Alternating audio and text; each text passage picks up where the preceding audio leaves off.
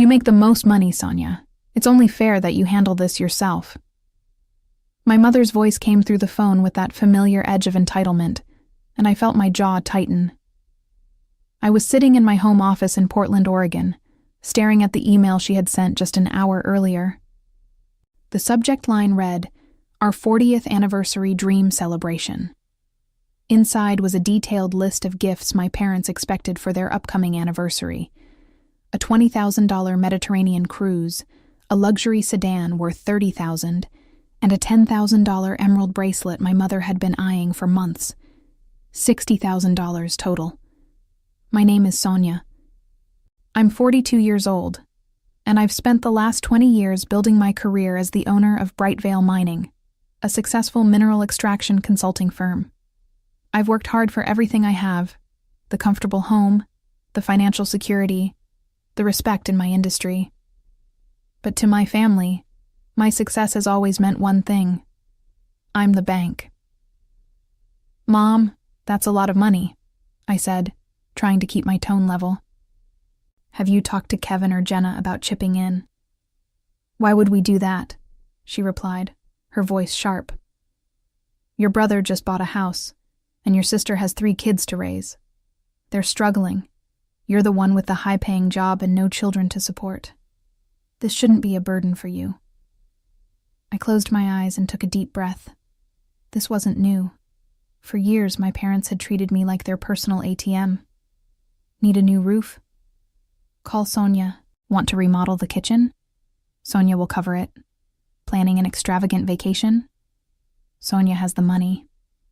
And every time I hesitated or suggested they ask my siblings to contribute, I got the same lecture about how I was selfish, how I didn't understand real struggle, how I should be grateful they raised me.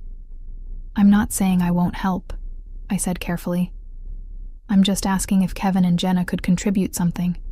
Even a small amount would—" "Absolutely not," my mother cut me off. "I already told you they can't afford it. Besides, this is our 40th anniversary. We deserve something special after all these years. Don't you think we've earned it?" There it was. The guilt trip. The emotional manipulation that had worked on me for decades. "I'll think about it," I said finally. "Think about it?" Her voice rose. "Sonia, the cruise leaves in 3 months. We need those reservations confirmed now, and the car dealership is holding that sedan for only another week. I don't understand why you're being so difficult about this." I said, "I'll think about it, Mom. I need to go." I hung up before she could argue further, my hands trembling slightly as I set the phone down. I stared at the email again, reading through the detailed descriptions of each gift. My mother had even included links to the exact cruise itinerary, the specific car model with all the luxury upgrades, and photos of the emerald bracelet from 3 different angles. This wasn't a request. It was a demand. I thought about my siblings. Kevin, 39, had just purchased a beautiful 4-bedroom house in the suburbs with his wife. They drove matching SUVs and took the kids to Disneyland every year. Jenna, 36, lived in a spacious home with a pool, sent her 3 children to private school, and posted photos on social media of their family trips to the beach every summer. Neither of them was struggling. Not really. But they were smart. They had learned to plead poverty whenever my parents needed something, and my parents always believed them. Or maybe they just didn't care, because they knew I would cave in eventually. I pulled up my banking app and looked at my savings account. I had the money. That was the frustrating part. I could afford to give my parents this anniversary gift without seriously impacting my finances. But the principle of it made my stomach turn. Why was I always the one expected to shoulder the entire burden? Why did my success mean I owed them everything while my siblings owed nothing? My phone buzzed with a text from my mother. "I've already told everyone at the country club about the cruise and the car.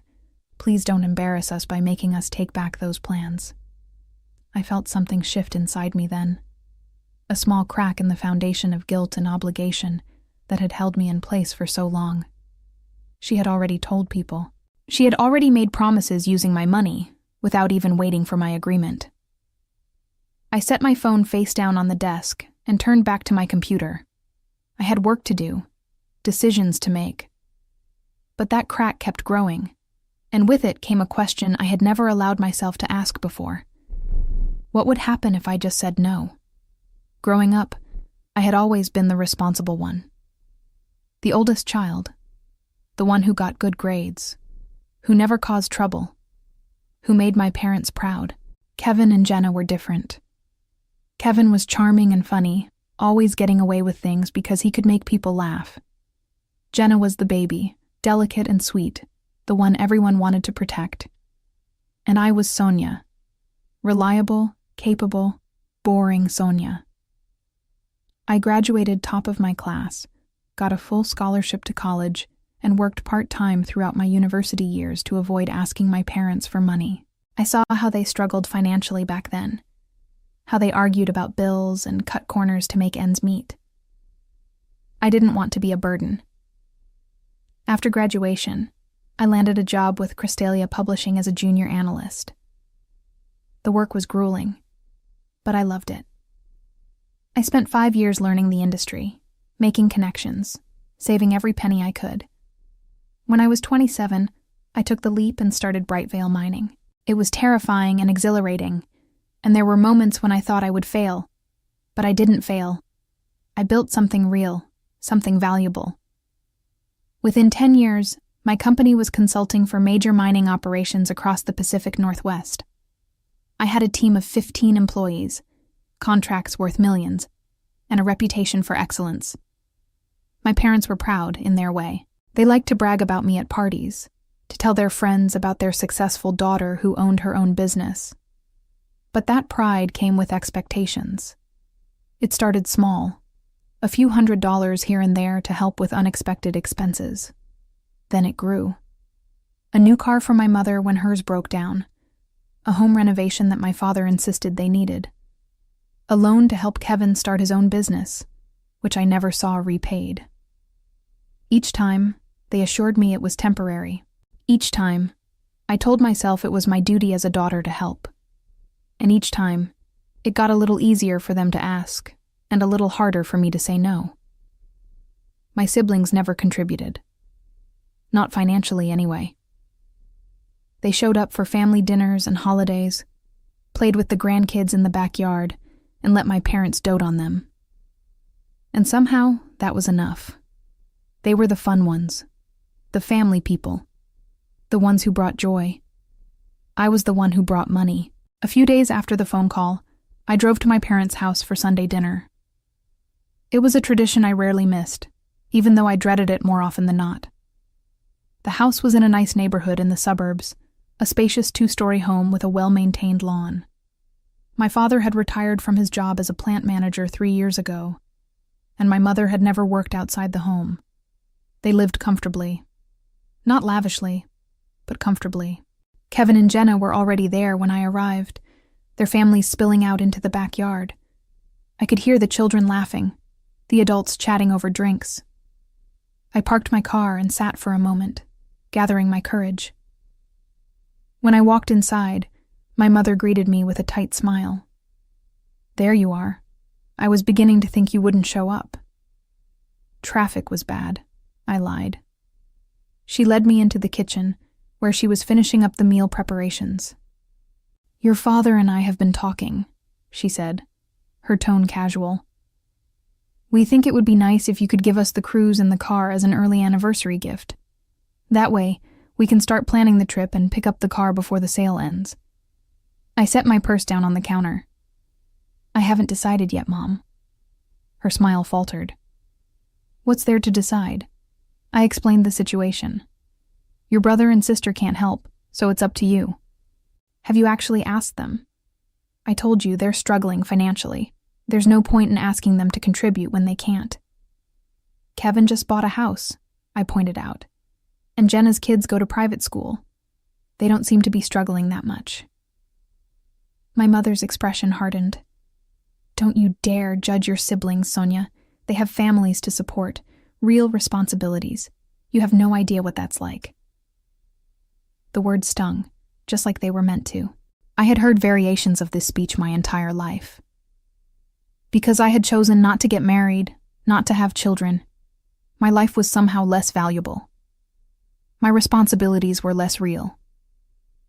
I have responsibilities too, I said quietly. I run a business.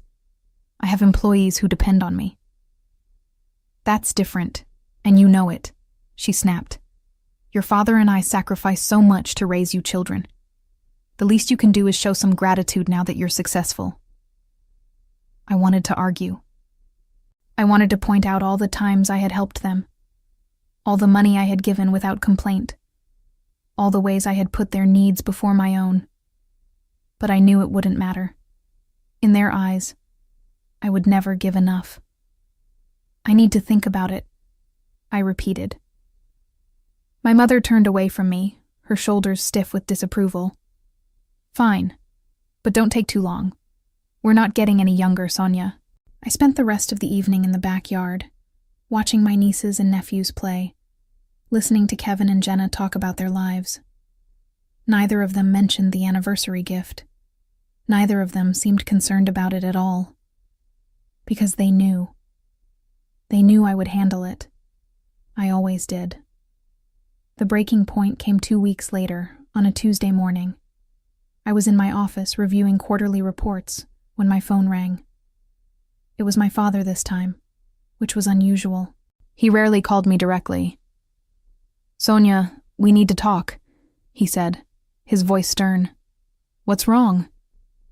Your mother is very upset. She's been crying all morning because you still haven't committed to the anniversary gifts. Do you have any idea how much stress you're causing her? I felt a flare of anger. I'm causing her stress. Yes, you are. This should be a happy time for us, celebrating 40 years of marriage. But instead your mother is worried sick that you're going to embarrass us in front of our friends. Dad, I never said I wouldn't help. I just asked if Kevin and Jenna could contribute. We've been through this, he interrupted. They can't afford it. You can. It's as simple as that. It's $60,000, I said, my voice rising despite my efforts to stay calm. That's not a small amount, even for me. You make well over $200,000 a year, he shot back. Don't act like this is some huge sacrifice. Your mother and I gave you everything when you were growing up. We put a roof over your head, food on the table, sent you to college. I had a full scholarship, I reminded him. That's beside the point. We supported you emotionally, and that's worth more than money. Now we're asking for one thing, to celebrate our milestone anniversary, and you're acting like we're asking you to rob a bank. I closed my eyes, feeling the familiar weight of guilt pressing down on me. This was how it always went. They asked for something unreasonable. I hesitated. And then they made me feel like a terrible daughter for not immediately complying. I'll transfer the money by the end of the week, I heard myself say. Thank you, my father said, his tone warming immediately. I knew you'd come through. You're a good daughter, Sonia. Your mother will be so relieved. He hung up, and I sat there staring at my computer screen, feeling hollow. That evening, I met my best friend Lauren for dinner at a small Italian restaurant downtown. Lauren and I had known each other since college, and she was one of the few people who knew the full extent of my family situation. You're not seriously going to give them all that money, are you? She asked, after I told her about the conversation with my father. What choice do I have? You say no. That's the choice you have. I shook my head. You don't understand. They'll never forgive me. They'll tell everyone I'm selfish, that I abandoned them when they needed me most. Kevin and Jenna will back them up, and I'll be the villain in every family story from now on. So what? Lauren leaned forward, her eyes intense. Sonia, they've been using you for years. They don't appreciate what you do for them. They just expect it. And the more you give, the more they'll demand. They're my parents. They're taking advantage of you. I knew she was right. Deep down, I had always known. But acknowledging it felt like admitting I had been a fool for all these years. That I had wasted decades trying to earn love that was never going to be freely given. I just want them to be happy, I said quietly. What about your happiness? Lauren asked. When do you get to matter? I didn't have an answer for that. That night, I lay in bed unable to sleep, my mind racing. I kept thinking about the conversation with my father, the way he had dismissed my concerns so easily, the way he had made me feel guilty for even hesitating. I thought about my mother's text, about how she had already told people about the gifts before I had agreed to pay for them.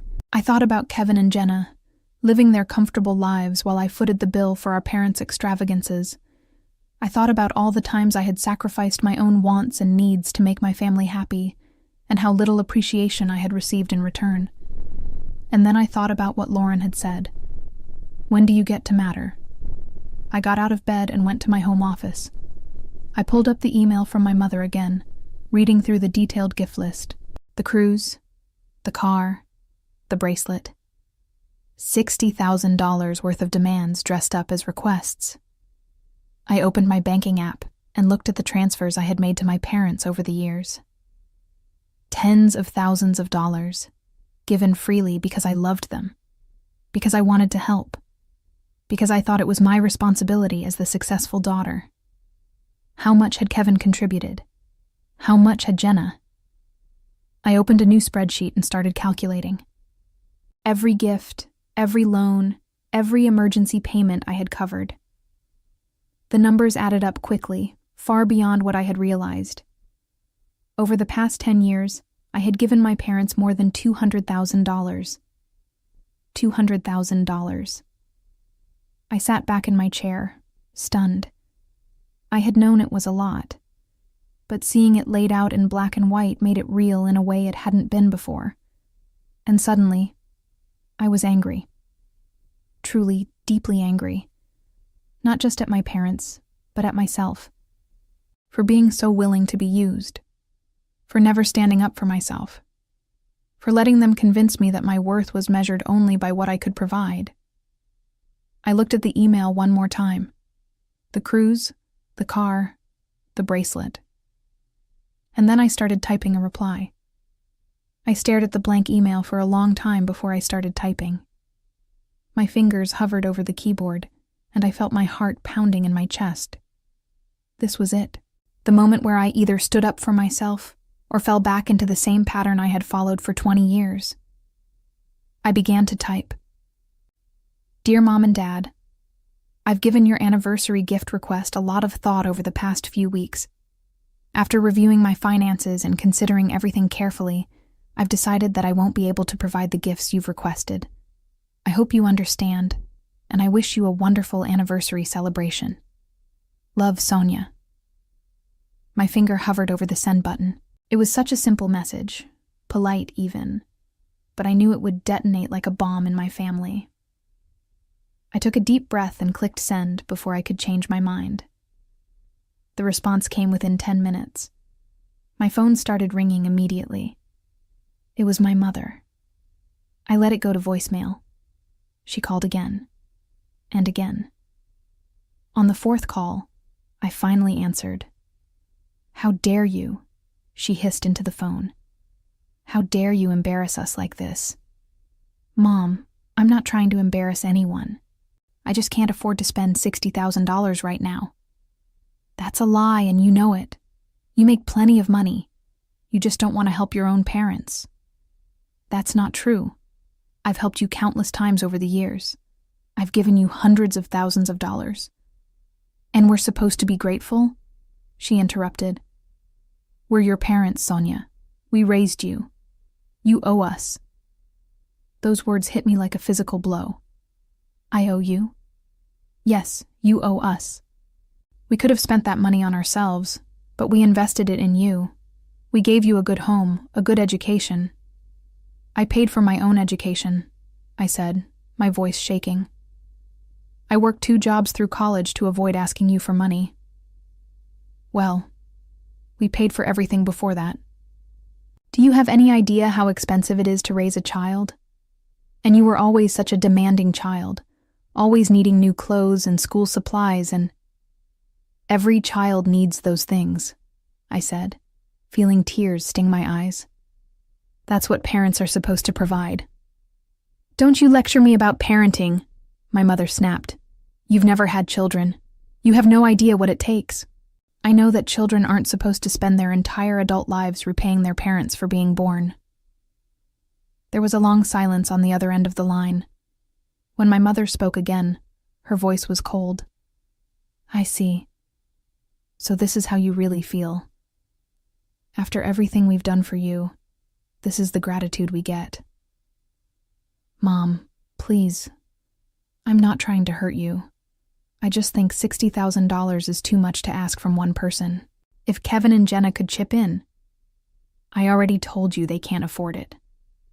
Why do you keep bringing them up? Are you jealous of your siblings, Sonia? Is that what this is about? No, I'm just asking for fairness. Life isn't fair, my mother said sharply. Some people have more, and some people have less. You have more, so you should help those who have less. That's what family does. But I'm family too, I said quietly. Doesn't anyone care about what I need? What you need? She laughed, a harsh sound. You need nothing, Sonia. You have a big house, a successful business, plenty of money in the bank. What could you possibly need? I wanted to tell her that I needed to feel valued for more than my bank account.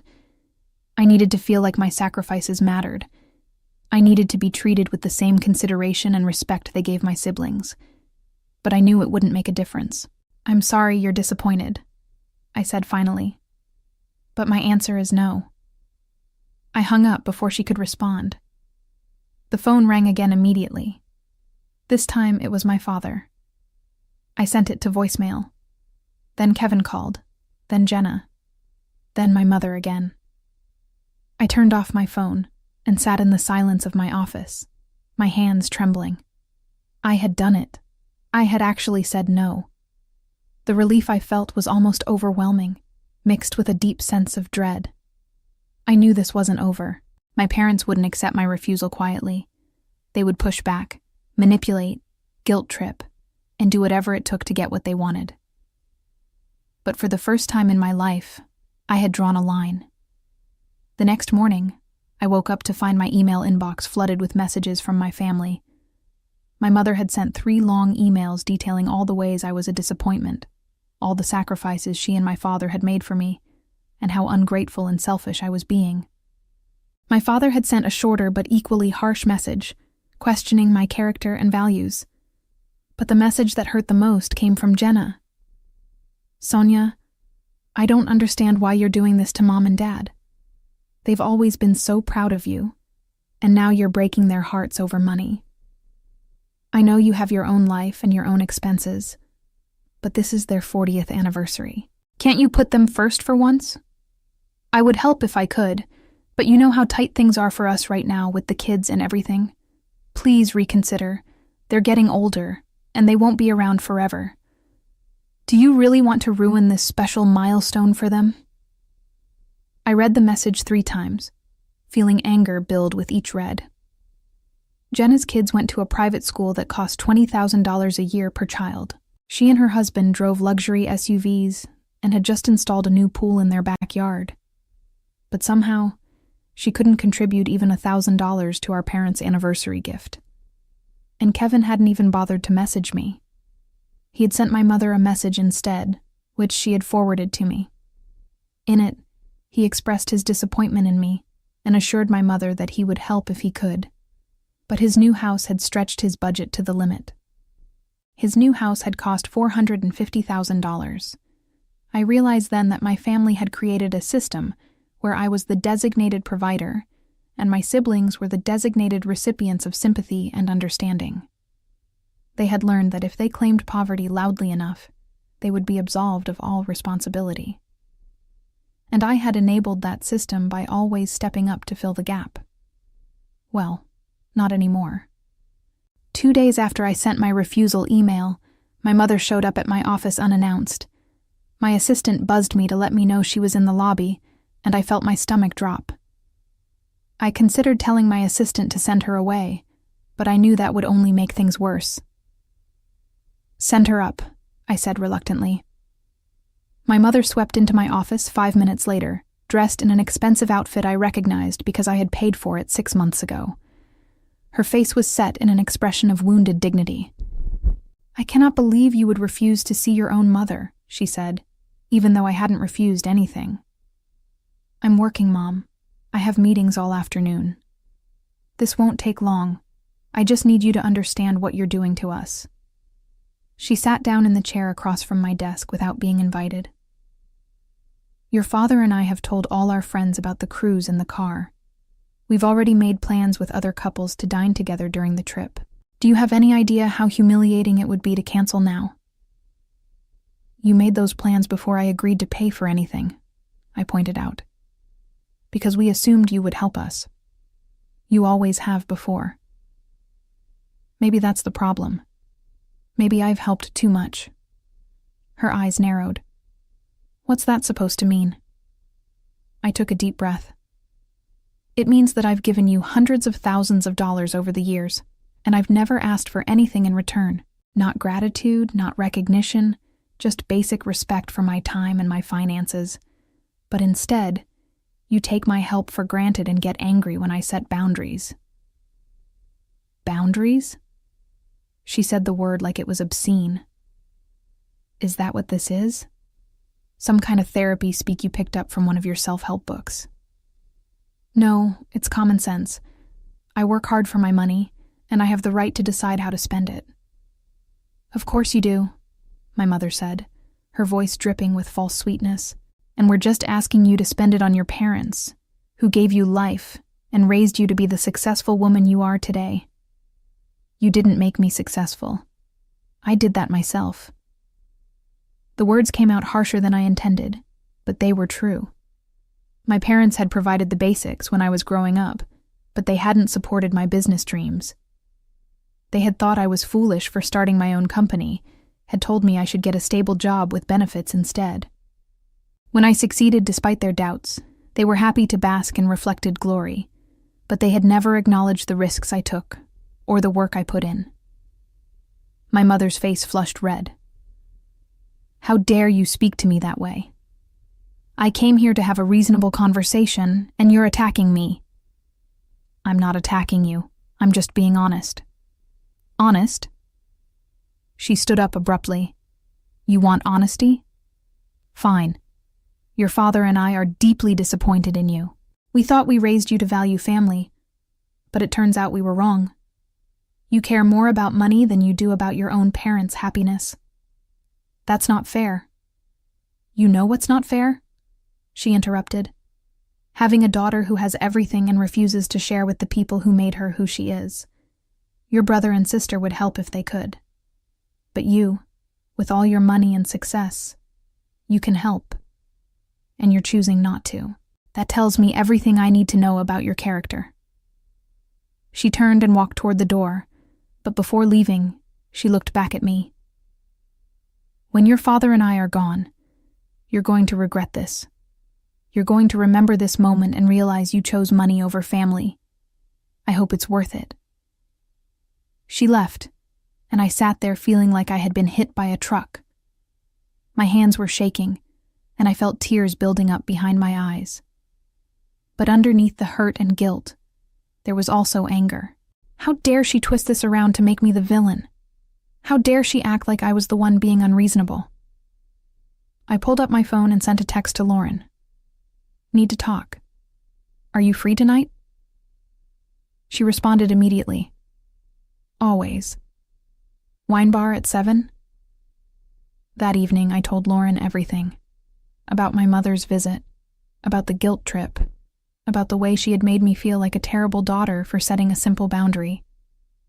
"This is emotional abuse," Lauren said bluntly. "You know that, right?"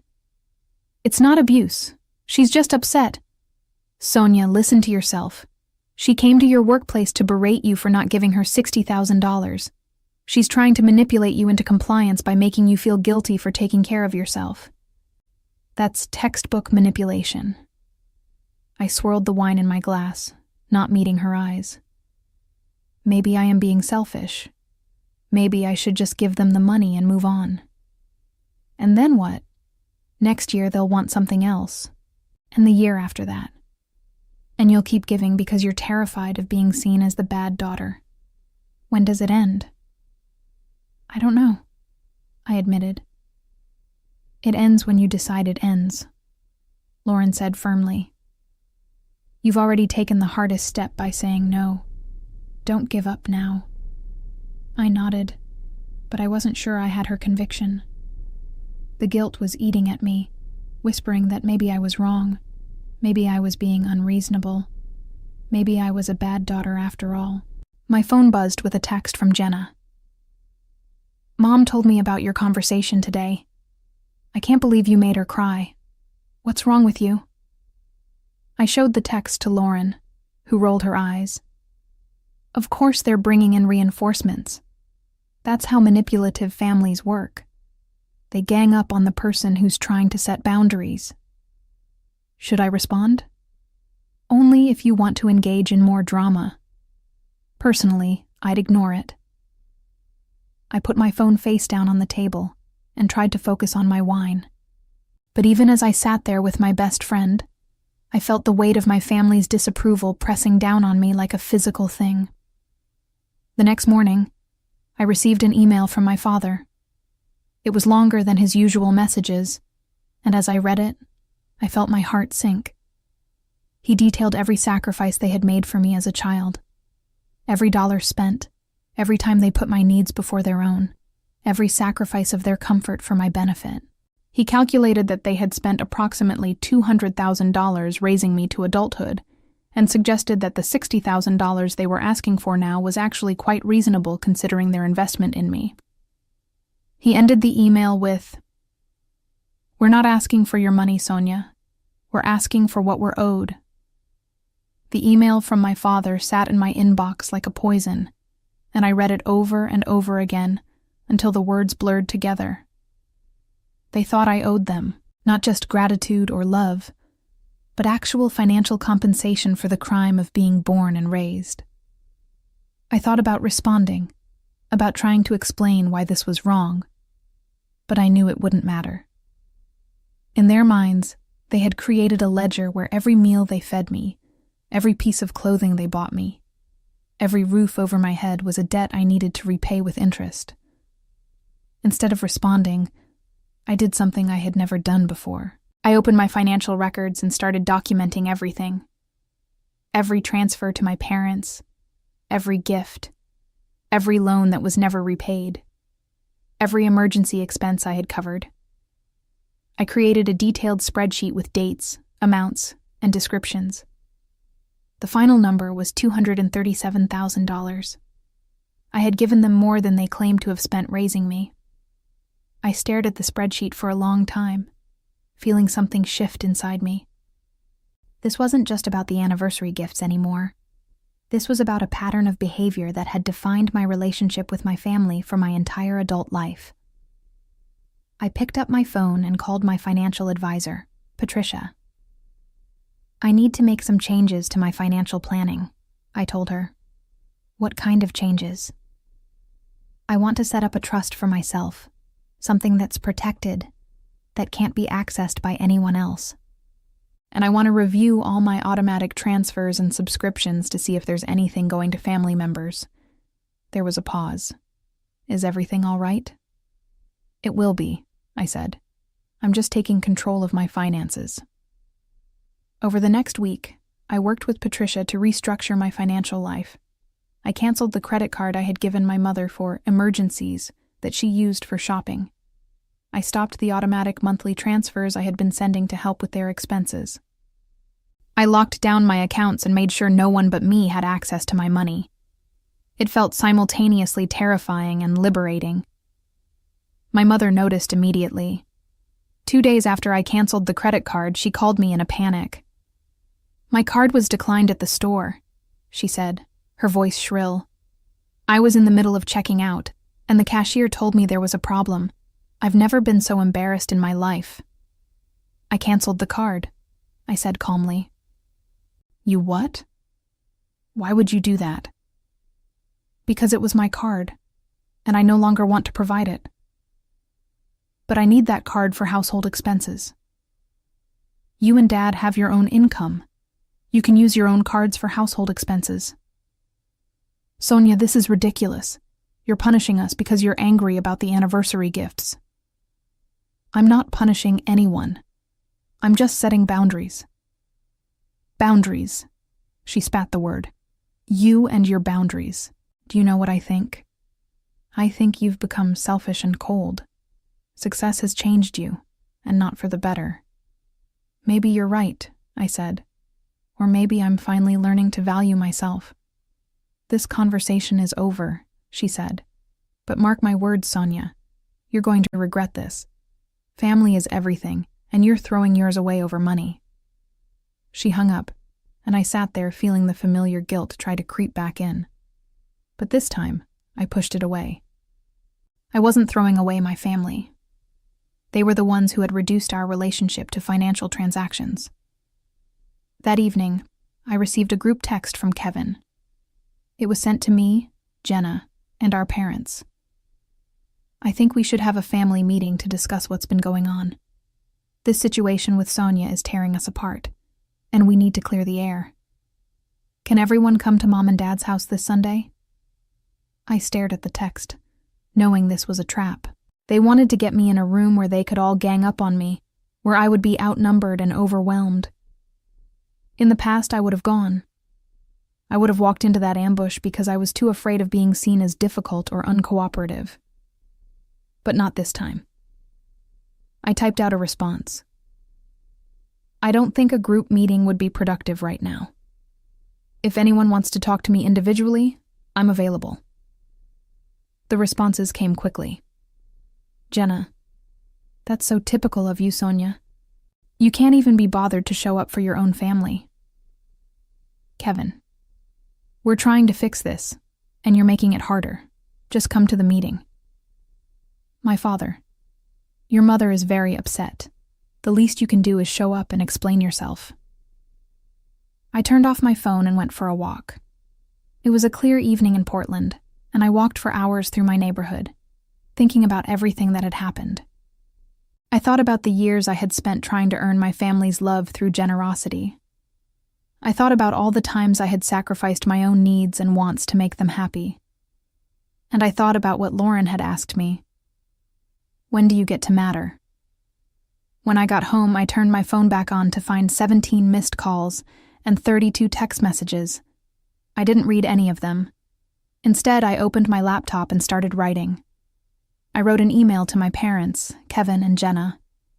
I chose my words carefully, without anger or accusation, just simple facts. I've spent the past week reviewing my finances, and I've realized that over the past 10 years, I've given Mom and Dad $237,000. This doesn't include the money I've loaned to Kevin or the various gifts and expenses I've covered for everyone over the years. I've never asked for this money back, and I've never expected repayment. I gave it freely because I love you and wanted to help. But I've come to understand that my generosity has been taken for granted and even turned into an expectation. The request for $60,000 in anniversary gifts was the moment I realized this pattern needed to change. Not because I don't love Mom and Dad, and not because I don't value family, but because a healthy relationship can't be based solely on financial transactions. I'm setting boundaries moving forward. I will no longer be providing regular financial support, emergency loans, or expensive gifts. This isn't a punishment. It's a necessary change for my own well-being. I hope that in time, we can rebuild our relationship on a foundation of mutual respect rather than financial dependence. But that will require all of us to make changes, not just me. Love, Sonia. I attached the spreadsheet showing all my financial contributions over the years and hit send before I could second-guess myself. Then I closed my laptop, poured myself a glass of wine, and waited for the explosion I knew was coming. But I also felt something I hadn't felt in years. Free. The explosion came within an hour. My mother called first, screaming so loudly I had to hold the phone away from my ear. I didn't catch every word, but the general theme was clear. I was ungrateful, cruel, and had humiliated them by putting their financial dependence on me in writing. She demanded I delete the email immediately and apologize for my disrespect. I told her no, and hung up. My father called next, his voice tight with rage. "How dare you throw those numbers in our faces like we're beggars? We're your parents, not some charity case you can itemize and judge."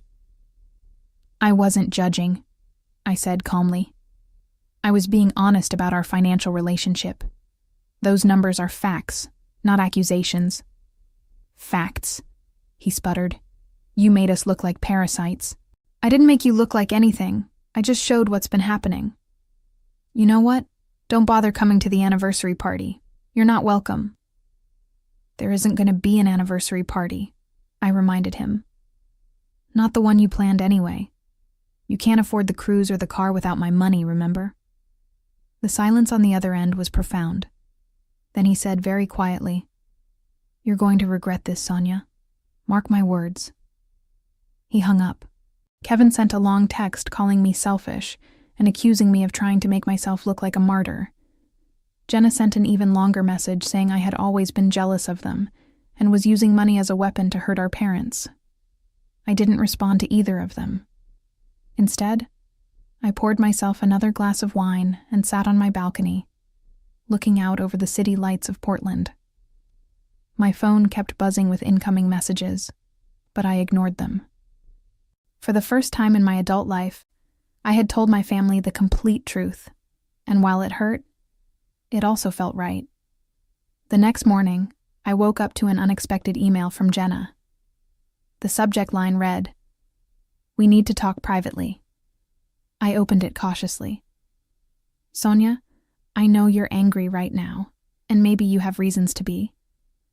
But I think there's been a misunderstanding about my financial situation.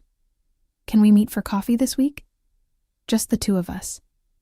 I want to explain some things." I stared at the email suspiciously.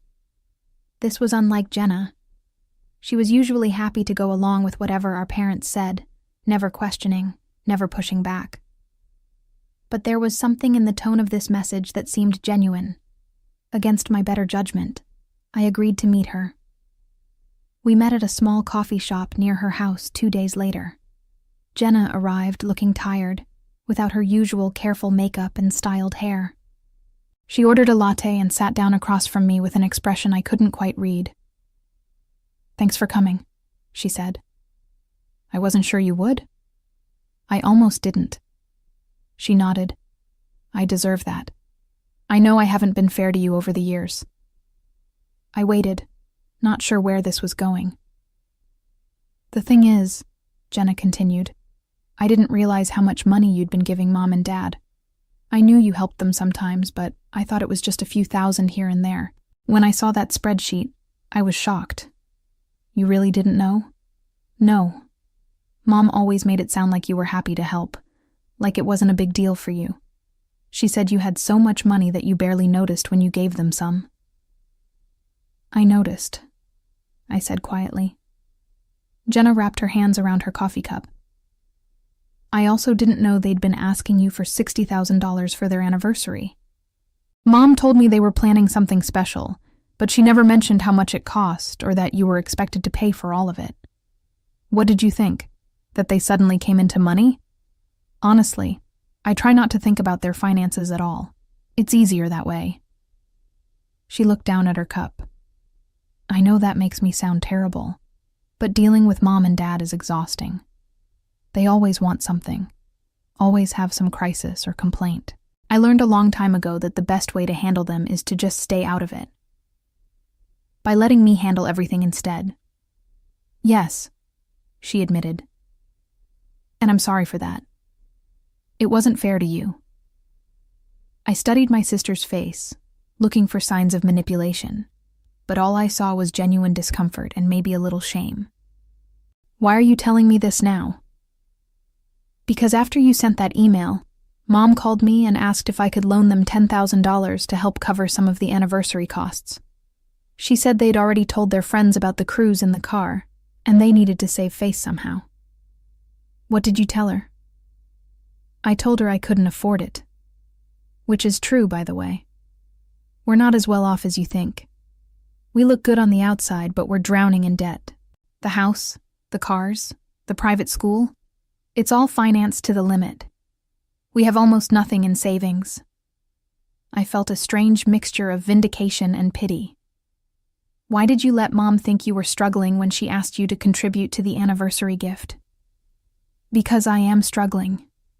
Maybe not in the way she thought, but we genuinely don't have spare money lying around. But the thing is, she never actually asked me to contribute. She just told me you were handling it. And I was relieved because I didn't have to deal with the guilt of saying no. Jenna's admission hung in the air between us. I didn't know what to say. Part of me wanted to be angry at her for benefiting from my generosity while doing nothing to stop our parents' demands. But another part of me recognized that she had been caught in the same system I had, just playing a different role.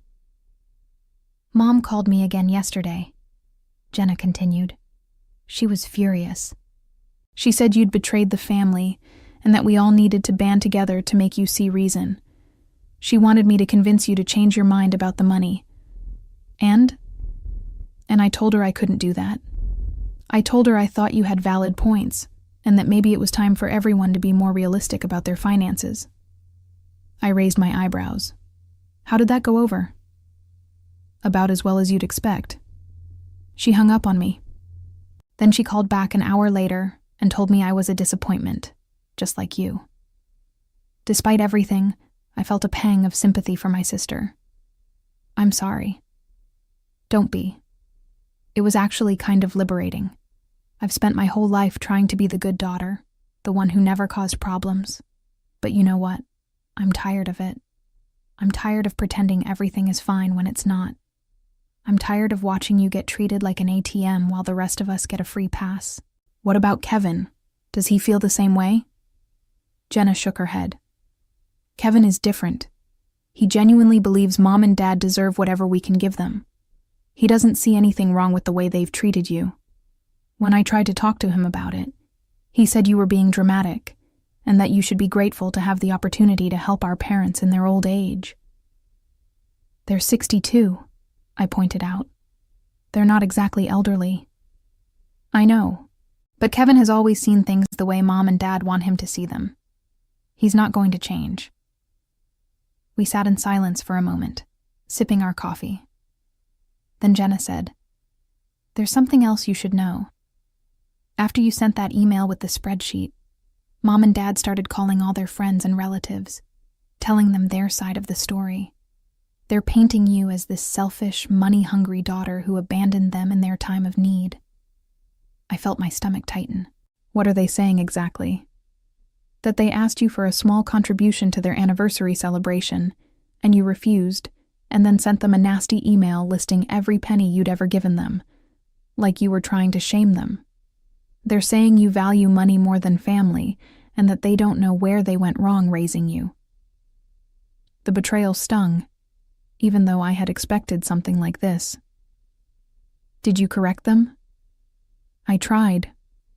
I told Aunt Patricia the truth about the $60,000, and she was shocked.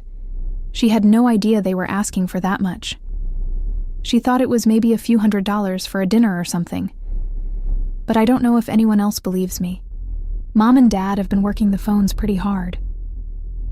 I thought about all those relatives, people I had known my whole life, hearing my parents' twisted version of events and thinking I was some kind of monster. It made me angry. But it also made me realize something important. I didn't actually care what they thought. Let them talk, I said. Anyone who knows me will know the truth. And anyone who doesn't know me well enough to question my parents' story isn't worth worrying about. Jenna looked at me with something like admiration. I wish I had your strength. You do have it, I told her. You just proved it by calling them out on their behavior. Yeah, and now they're not speaking to me either. How's that working out for you? She thought about it for a moment, then smiled slightly. Honestly, it's kind of peaceful. We talked for another hour, and by the end of it, I felt like I was seeing my sister clearly for the first time in years. She wasn't my enemy. She had just been another person caught up in our family's toxic dynamics, trying to survive the best way she knew how. When we parted ways, she hugged me tightly. "I'm sorry for everything," she said. "I should have stood up for you a long time ago." "You're standing up now," I said. "That's what matters." Over the next few weeks, the fallout continued. My parents stopped speaking to me entirely, which was actually a relief. Kevin sent me a few more angry messages before apparently giving up. Some extended family members reached out with questions, and I calmly explained my side of the story to those who asked. But the most surprising development came from an unexpected source. 3 weeks after I sent the email with the spreadsheet, I received a message from my father's sister, Aunt Helen. She lived across the country in Boston, and I hadn't spoken to her in years. "Sonia, I heard about what's been happening with your parents. I want you to know that I believe you, and I'm proud of you for standing up for yourself. Your parents have always had unrealistic expectations, and I'm glad someone finally called them out on it. If you ever need to talk, I'm here." The message brought tears to my eyes. I hadn't realized how much I needed someone from my family to validate my decision until that moment. 2 months after I refused to fund my parents' anniversary extravaganza, I heard through Jenna that they had scaled back their plans dramatically. Instead of a Mediterranean cruise and a luxury car, they had a modest dinner party at a local restaurant with a few close friends. My mother was apparently furious about the downgrade and spent the entire evening complaining to anyone who would listen about her ungrateful daughter. I didn't attend, obviously. I sent a card with a $100 gift certificate to a nice restaurant, which my mother later told Jenna was insulting. I was fine with that. What I wasn't fine with was the discovery I made 3 months later. I was having lunch with Lauren when my phone buzzed with an alert from my credit monitoring service. Someone had tried to open a credit card in my name. The application had been denied due to a fraud alert I had set up years ago, but the attempt had been made. "That's weird," I said, showing Lauren the notification. "Did you apply for a new card?" "No, and the billing address listed isn't mine." I called the credit card company immediately and got more details. The billing address was my parents' house. Someone had used my social security number and personal information to try to open a credit card with a $10,000 limit. My parents had tried to commit identity theft. I felt physically sick. I had expected manipulation, guilt trips, and social pressure. I had even expected them to badmouth me to relatives, but I never thought they would actually commit a crime. "You need to file a police report," Lauren said firmly when I told her what happened. "They're my parents. They're criminals. They tried to steal your identity to get money they're not entitled to. That's fraud, Sonia." I knew she was right, but the thought of calling the police on my own parents made me feel ill. Still, I couldn't just ignore this. If I let it slide, what would they try next? I called Jenna instead. "Did you know Mom and Dad tried to open a credit card in my name?" I asked when she answered. There was a long pause. "What?" I explained what had happened. Jenna was quiet for so long I thought the call had dropped. "Jenna?" "I knew they were desperate for money," she said finally. "Mom kept saying they needed to find a way to salvage their anniversary plans, that they couldn't let their friends think they were broke. But I never thought they would do something like this. I need you to tell me the truth. Did they ask you for help with this?" "No. God, no. Sonia, I would never. I know we haven't always been close, but I would never help them commit fraud against you." I believed her. "I'm going to file a police report." "I think you should," Jenna said quietly. "This crosses a line." I filed the report that afternoon. The police took my statement and said they would investigate. 2 days later, 2 officers showed up at my parents' house to question them. According to Jenna, who heard about it from our mother, my parents claimed it was all a misunderstanding. They said they thought they had my permission to use my information because family helps family, and they were sure I wouldn't mind. The excuse was absurd, But the police couldn't prove intent to commit fraud without more evidence, so they issued a warning and closed the case. But the damage was done. Word spread quickly through our extended family about what my parents had attempted. Aunt Helen called me, outraged on my behalf. Several cousins reached out to express their shock and support. Even some of my parents' friends quietly distanced themselves, uncomfortable with the revelation that my parents had tried to commit identity theft against their own daughter. My mother tried to spin it as a misunderstanding, claiming I had overreacted and weaponized the law against my own family. But this time, fewer people believed her. The pattern was becoming too clear to ignore. Kevin, surprisingly, finally showed a crack in his unwavering support of our parents. He called me one evening, his voice strained. "I can't believe they did that," he said. "The credit card thing, that was wrong." "Yes, it was. I still think you should have helped them with the anniversary gifts," he added quickly. "But trying to open a card in your name without permission, that's different." It wasn't much of an olive branch, but it was more than I had expected from Kevin. "I appreciate you saying that," I told him. "Yeah, well, don't get used to it. I still think you're being too hard on them." I smiled despite myself. Noted. As the months passed, my life became quieter and infinitely more peaceful. Without the constant demands from my parents, I had more time and energy to focus on my business, my friendships, and myself. I started taking pottery classes on Saturday mornings. I traveled to Vancouver for a long weekend just because I wanted to.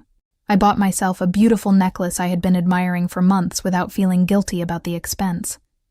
I learned what it felt like to live for myself, instead of for my family's approval. My parents never recovered their social standing or their sense of entitlement. Their 40th anniversary came and went with a modest celebration that satisfied no one, least of all my mother, who spent years bitterly recounting how her ungrateful daughter had ruined what should have been the event of a lifetime. Kevin eventually stopped defending them quite so vehemently after they asked him for a $30,000 loan to cover their mounting debts, a request he refused, suddenly understanding what I had endured for years. They tried to rebuild bridges with Jenna, but the relationship remained strained after she set her own boundaries and refused to become their new financial support. The attempted identity theft became family legend, whispered about at gatherings they rarely attended anymore. Their retirement was comfortable enough on their pensions, but the lavish lifestyle they had envisioned, funded by their children's success, never materialized. They blamed me until the end, but I had long stopped caring about their version of events. 5 years after that fateful anniversary email, I stood on my new deck overlooking the mountains outside Portland, coffee in hand, watching the sunrise paint the sky in shades of gold and pink. My business was thriving, my friendships were genuine, and my life was entirely my own. I thought about the woman I had been, desperate for approval, willing to sacrifice everything for scraps of affection, believing her worth was measured in dollars given. That woman felt like a stranger now. I had learned the hardest lesson of my adult life, that sometimes the most loving thing you can do for yourself is to stop setting yourself on fire to keep others warm. And as I sipped my coffee in the peaceful morning silence, I realized I wouldn't change a single thing about the path that brought me here. Even the pain, even the guilt, even the moments when I thought I might break. Because on the other side of that pain was freedom, and freedom, I had discovered, was worth every uncomfortable conversation, every burned bridge, every family gathering I would never attend. It was worth everything.